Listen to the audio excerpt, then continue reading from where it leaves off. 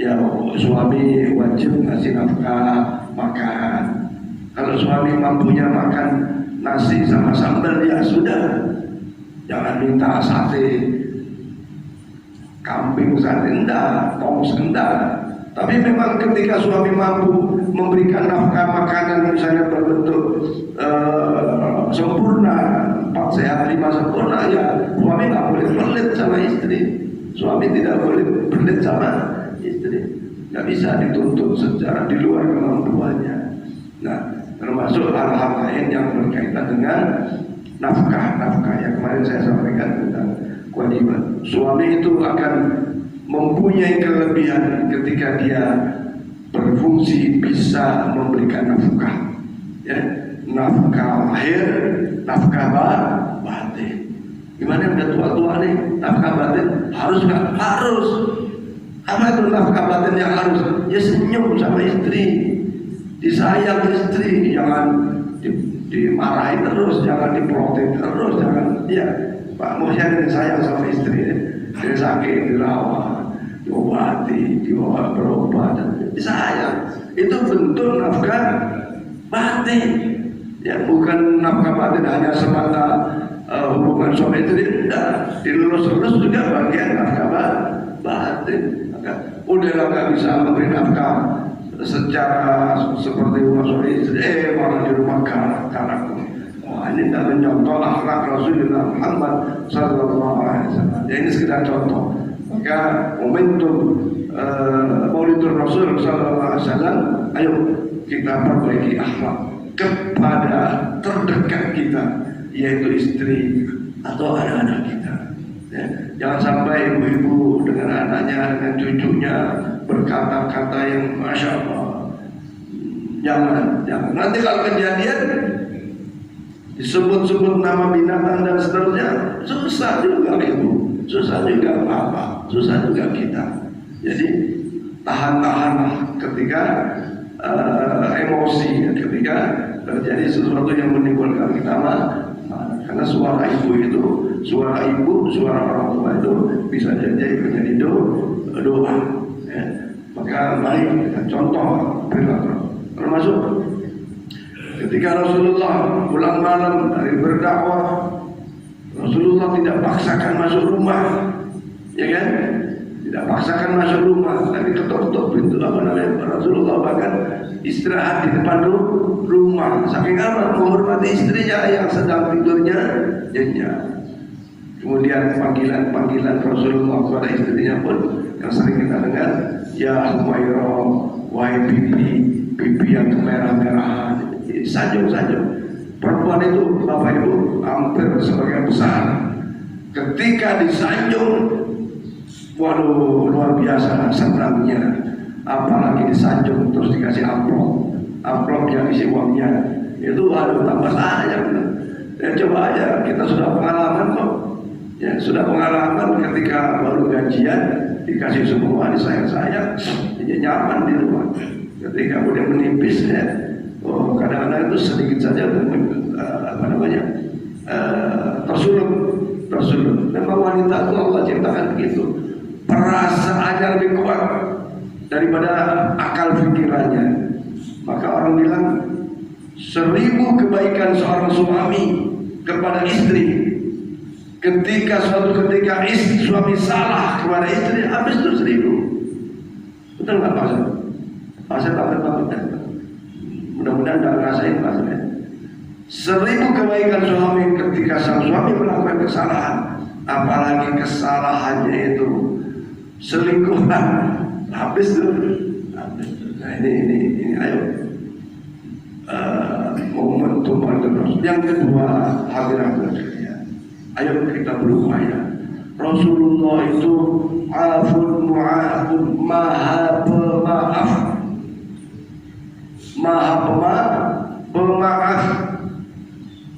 Ya, karena kenapa bisa berlaku begitu? Ya, karena Rasulullah itu suri teladan yang baik, maha memaafkan.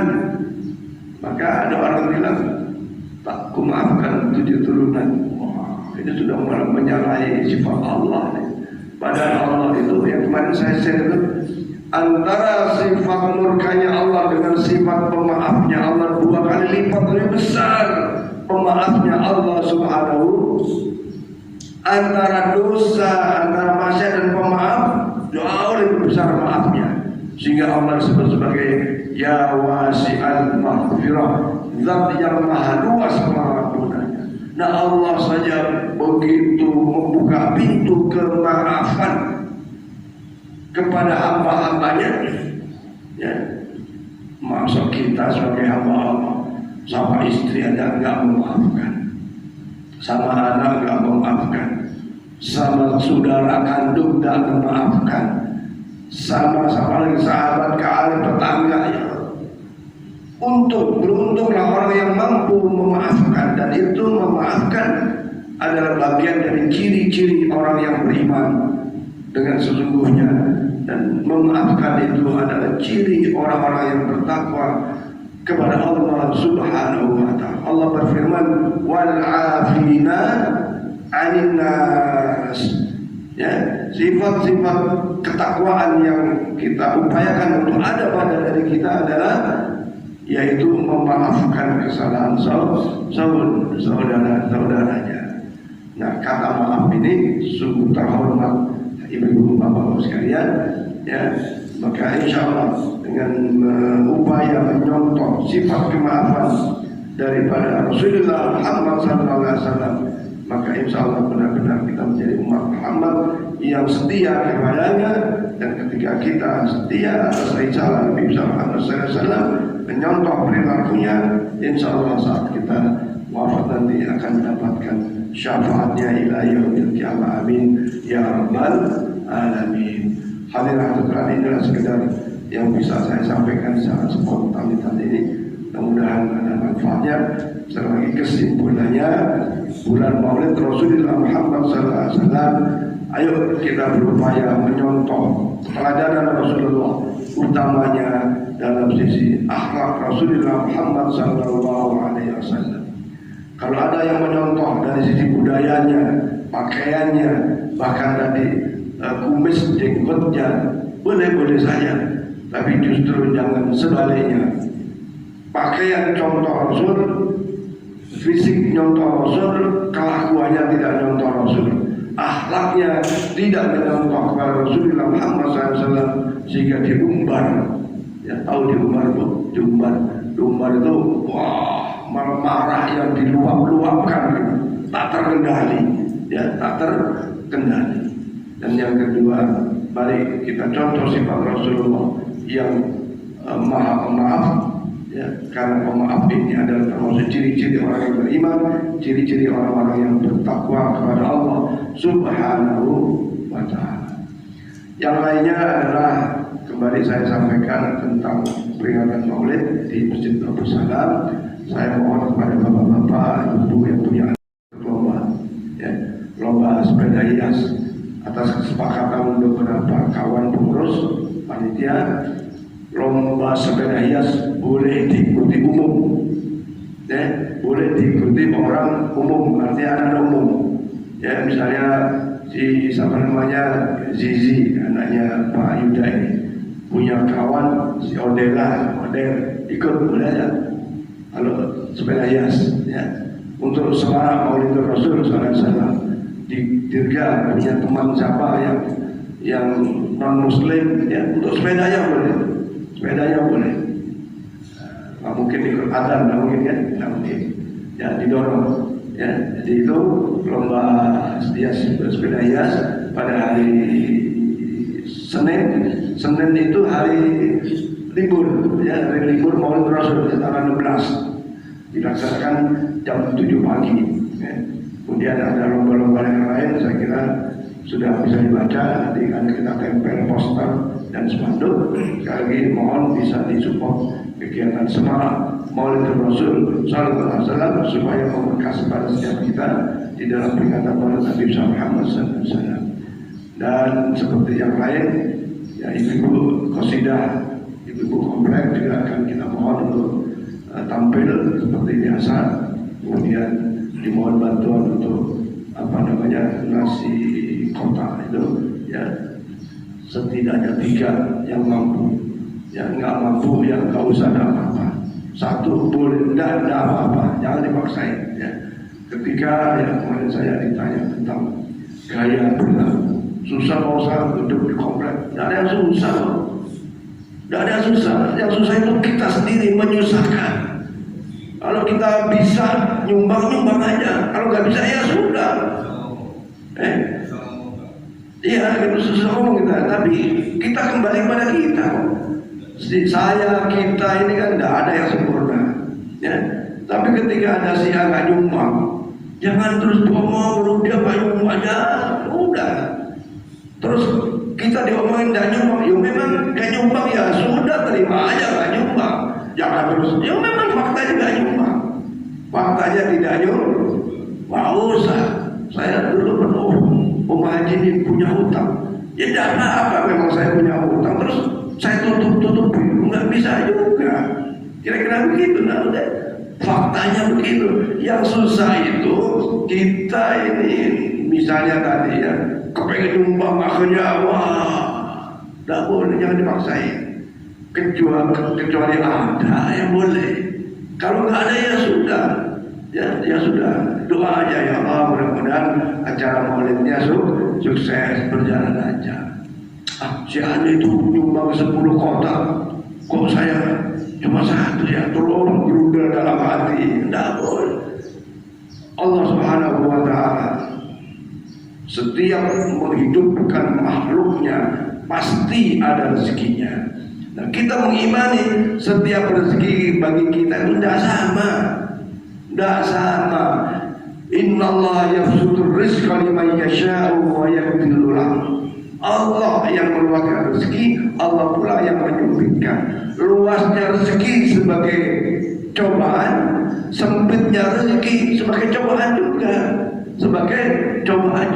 Jadi kadang-kadang yang membuat susah itu kita sendiri, tidak mampu dimampu-mampukan.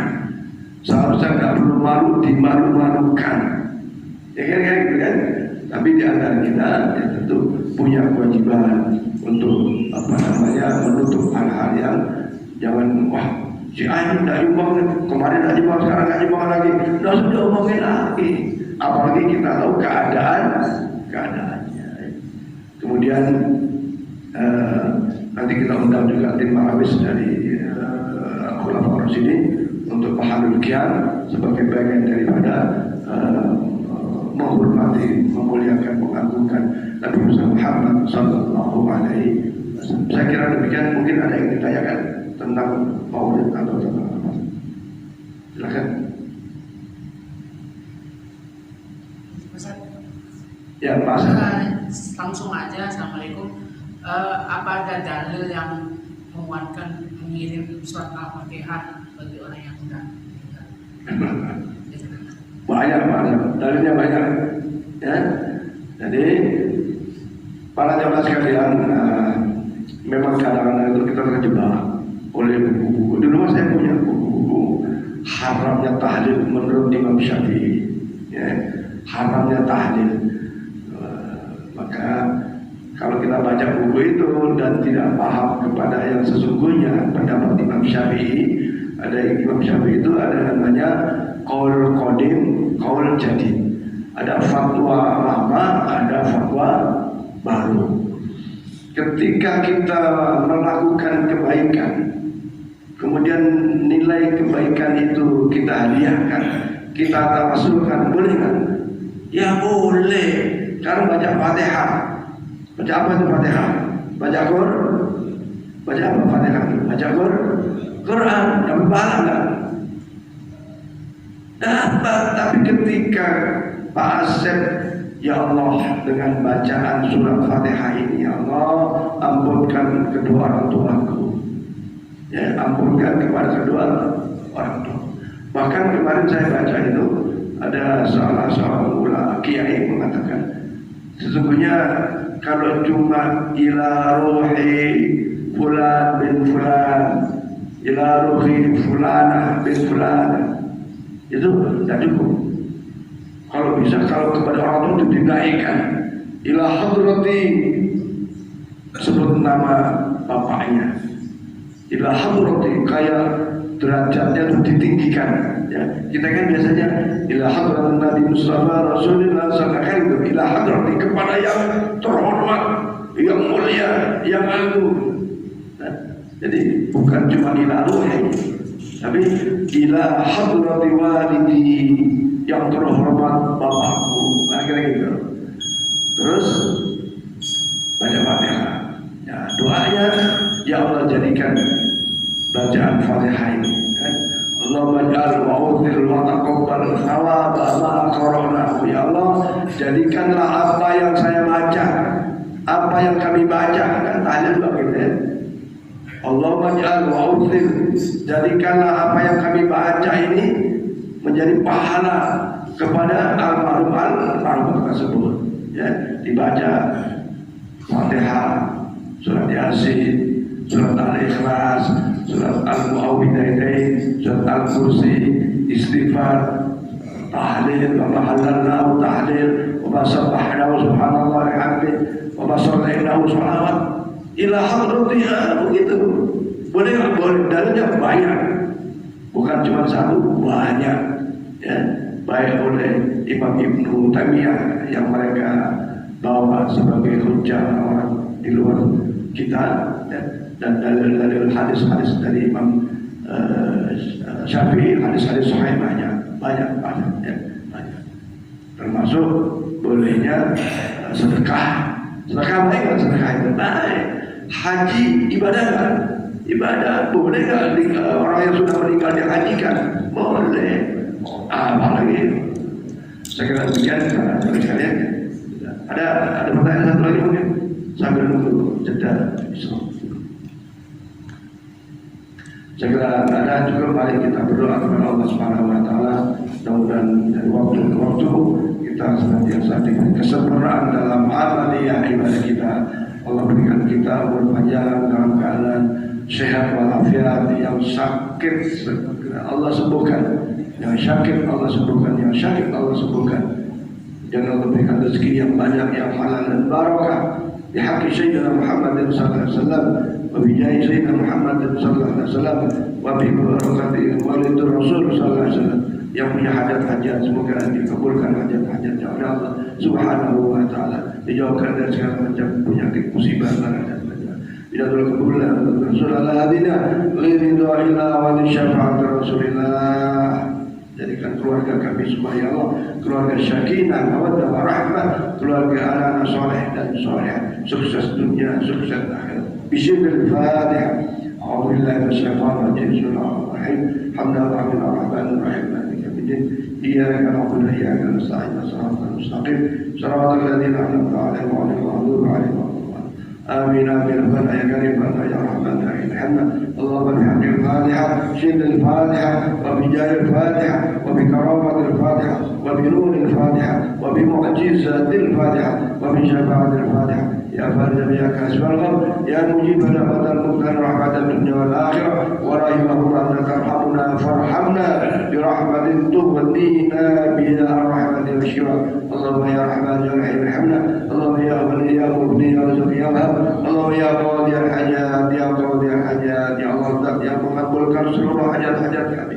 Kabulkan hajat-hajat kami semua ya Allah. Hajat dunia, hajat akhirat ya Allah. Hajat untuk setiap kita, hajat untuk anak-anak kita ya Allah. Hajat untuk keluarga besar kita semuanya. Rahmatika ya arhamar rahimin. Barokah salat subuh berjamaah, barokah salat kuliah subuh di masjid Abu Salam rahmatika ya arhamar rahimin.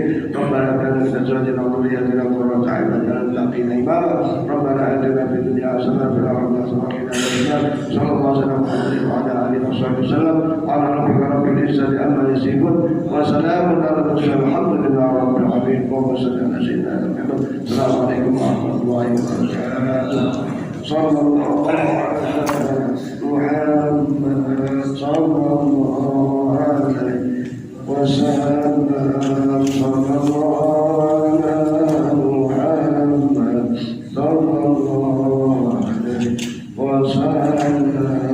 Sallallahu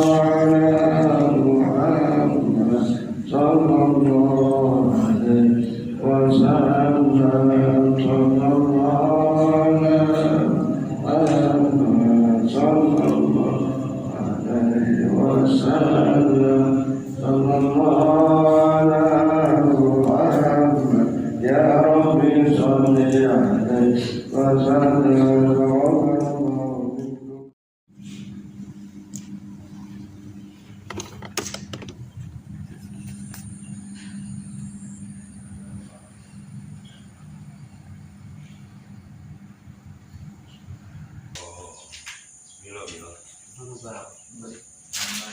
صل على سيدنا محمد اللهم صل على سيدنا رسول الله بركاتنا ومولانا محمد.